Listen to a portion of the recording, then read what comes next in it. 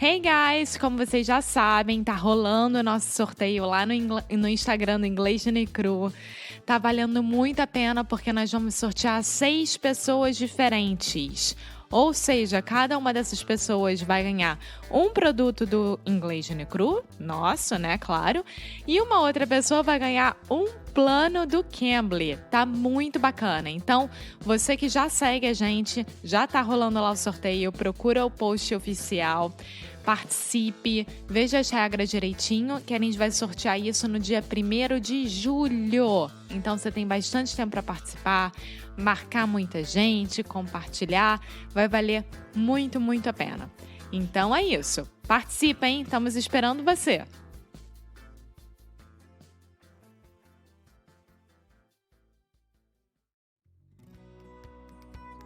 O Cambly continua te oferecendo uma aula grátis lá no cambly.com ou no aplicativo do Cambly com falantes nativos do inglês. Todos os professores que estão lá são falantes nativos da língua inglesa.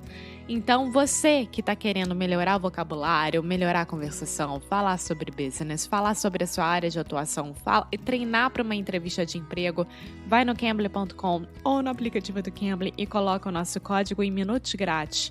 O nosso código é Inglês Cru Podcast. Vale muito a pena, todo mundo que fez curtiu e também os planos que eles oferecem é de acordo com o que você puder fazer e puder pagar. Então, se você puder fazer, por exemplo, 15 minutos por semana, tem plano assim. 30 minutos 2 vezes por semana, tem plano assim. Vai lá, dá uma fisticada, vale muito a pena. A gente não tá aqui falando todos os dias sobre isso para você se realmente a gente não acreditasse. Tá bom? Now, on with the show.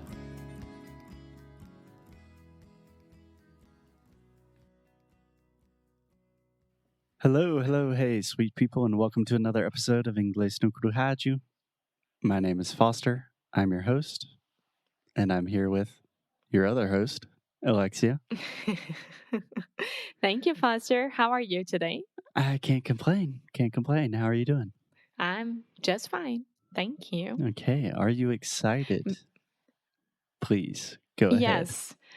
Before we start, I didn't tell you, but one of our plants that you're going to meet someday, I hope soon enough, it's growing mushrooms. Okay, so Alexia and I are starting to record a podcast, and she says, wait, Because I just look I at forgot it. to tell you, one of your new plants is now growing mushrooms.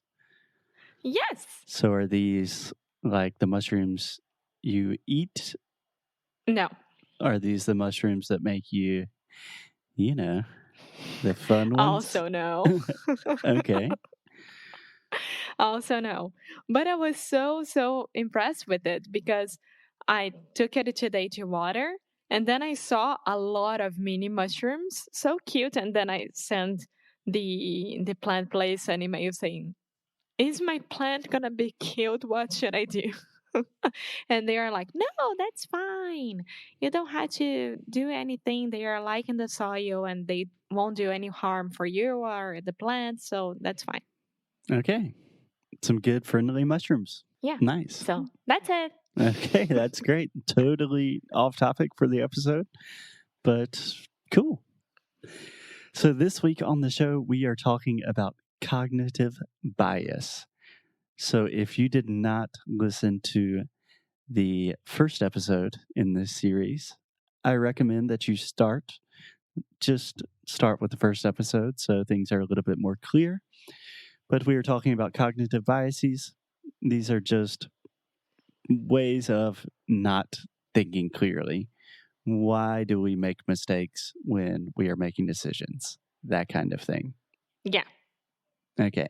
So yesterday we talked about the anchor bias. And today, Alexia, I wanted to talk about what we call the availability bias.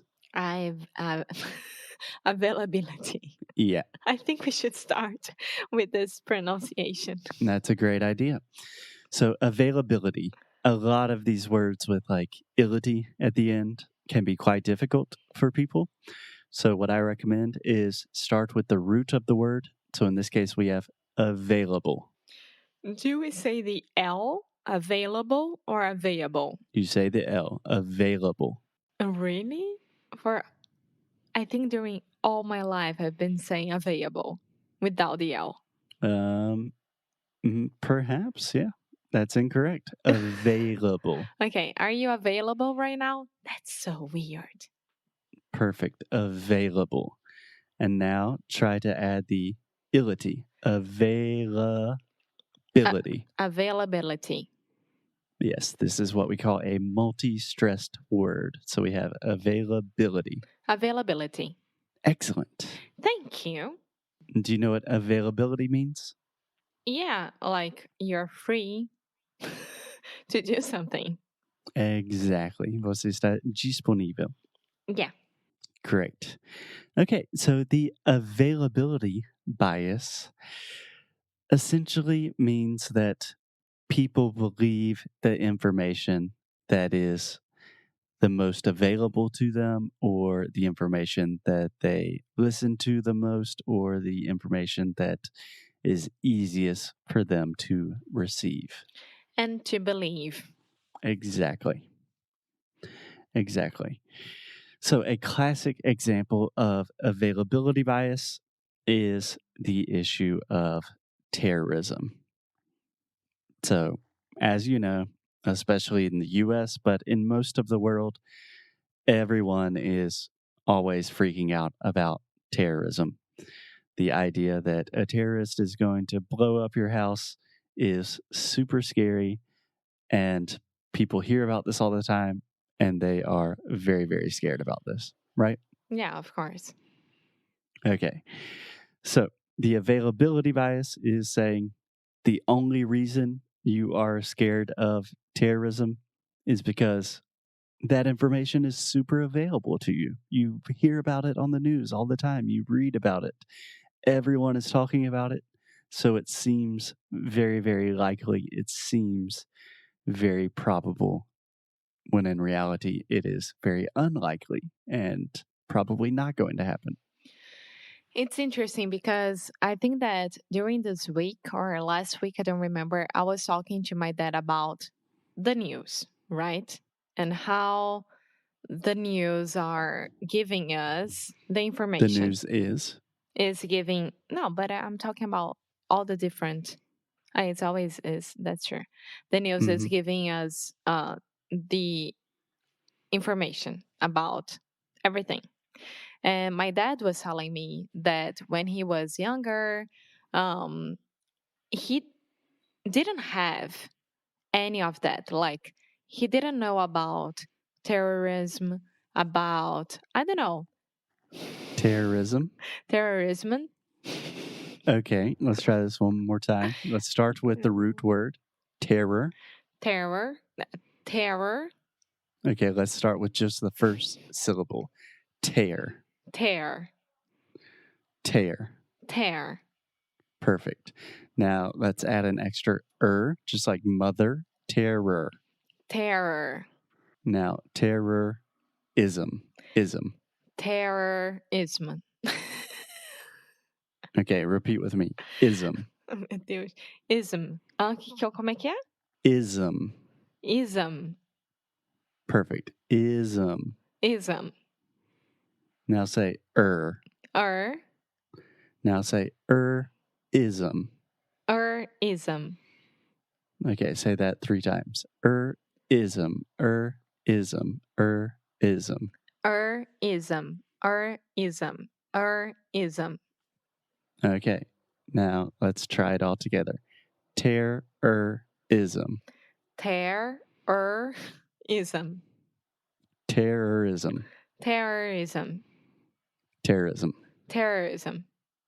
That was pretty good. So hard. It sounds like we are chanting in support of like terrorism. Oh my God. The NSA? They're the gonna National listen. Security Agency. And they're gonna listen to us. Hey guys, we are just making sure that everyone knows how to pronounce it correctly. Don't worry. It's like saying bomb on an airplane. And then I was like, Dad, of course you didn't know about that because Imagine nowadays we are 24/7 online, 24/7. 24/7 online, knowing everything that happens everywhere in the world because of the internet, because of the technology nowadays. And during your teenage days, you didn't have that. So, of course, you didn't know that. You didn't Yeah. know a lot of things, but I'm pretty sure that they used to happen a lot as well. Yeah. Having more access and easier access to information obviously is a good thing, but it does make us much more susceptible to different biases. Because in the past, if you wanted to learn about something, you had to find books and read books. You could not just say, okay, I heard this person on TV saying this, so this is what I believe now. But returning to the terrorism example, most people, let's say 95% of people, are very, very worried about terrorism. They're very scared about it. But here are a couple of fun facts for you, Alexia.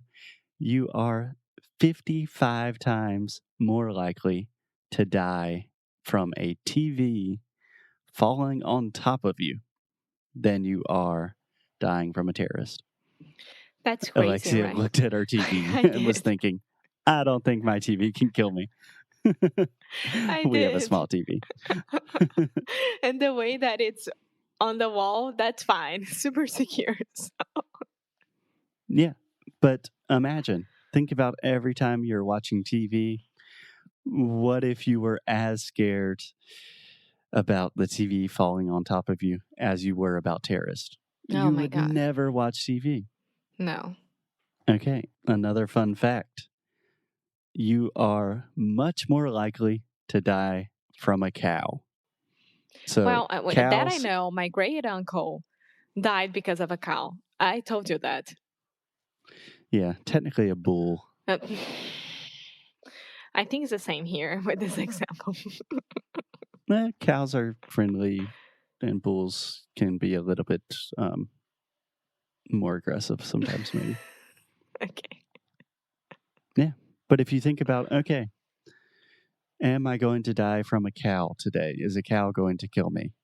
No. Probably not. Are you going to die from a terrorist attack today? That's less Mm, likely than a cow. that's crazy. It's crazy, right? Cows are so sweet. They're like big dogs. They're so sweet. Okay. Um, sure.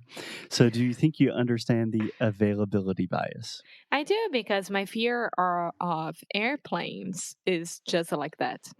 Okay. So, can you explain your fear of airplanes to me in the context of the availability bias? I think that the airplane is gonna crash. And I Why do you know think that? because I'm not in control, I can see what the pilots are doing, and I have no idea how an airplane works. So that's why. Right. So, I would suggest that one of the big reasons why you are afraid of flying, number one, it can be scary getting on a plane in the air, that kind of thing. But every time there's a plane crash, we read about it, we see about it in the news, we think about the people that died. It is really scary, right? It's something that is very available to us. But on the other hand, with car crashes, people die every day in every city in the world, just in the most normal car crashes all of the time. But for whatever reason, that's not news. That information is not readily available to us. So when we get in the car, we don't have a panic attack every time. Does that make sense? Yeah, I know. And I know that my fear is it's not ridiculous because I wouldn't say that a fear is ridiculous at all. Um but yeah, I do understand that. The problem is processing it and make it like real for me, you know? Exactly. And this is what thinking about cognitive biases really helps you do, because you can say, I have an irrational fear of flying. I get super scared when I fly. why do I get scared when I fly? And then if you think about, okay, it's a lot more likely that a cow is going to kill me today than this plane is going to crash. Then you can start to recognize, okay, either I'm going to avoid cows the rest of my life, or this plane is pretty safe. Okay. Unless there is a cow on the plane, then you're in trouble. Oh, imagine a baby cow traveling. Poor girl. Or guy. We don't know. Não. Boi.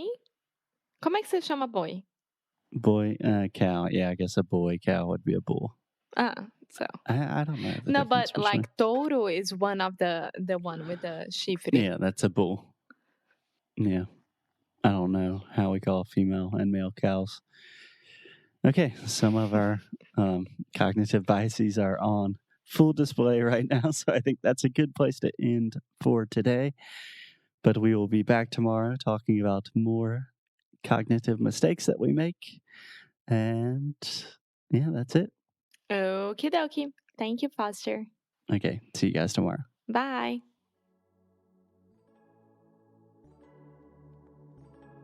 Muito obrigada por ter escutado mais um episódio aqui do Inglês no Micro Rádio e relembrando aquilo que eu estou falando na intro. Ou seja, você pode muito bem participar do nosso sorteio que está rolando lá no Inglês no Cru.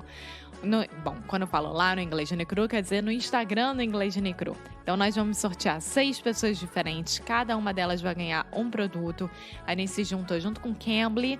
Quer dizer, a gente virou, Cambly, quer participar? Quero! E é isso, gente. Parceria é a melhor coisa da vida, né? Então, vá lá, porque esse sorteio rola até o dia 1 de julho. Então, tá valendo muito a pena.